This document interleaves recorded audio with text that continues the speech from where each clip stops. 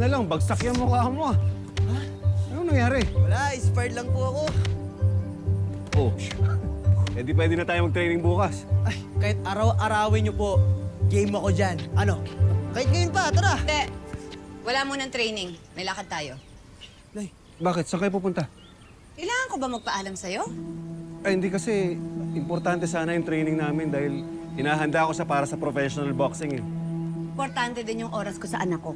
Mas importante yun. O sige, schedule na lang natin. sige.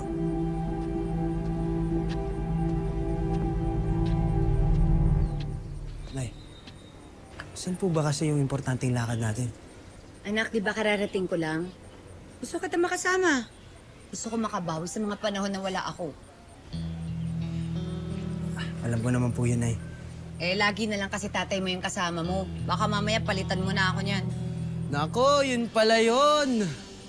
Ay, huwag ka nang magselos. Ikaw pa rin ang #1 sa buhay ko.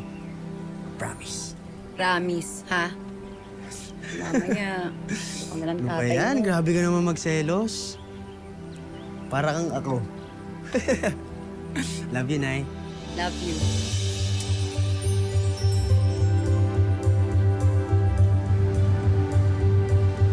O, Tol, pagsaluan nyo na yan, ha?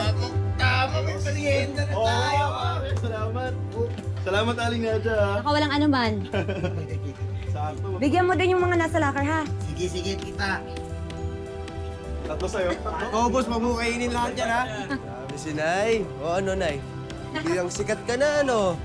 Ako, anak, basta ako, masaya ako na nakilala ko yung mga katrabaho mo.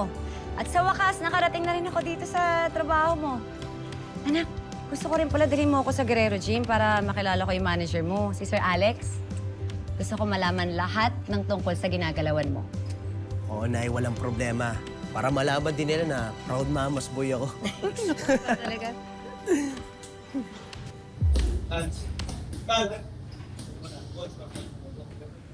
Teka. Bakit, Dad? Boba ka dyan. Teka.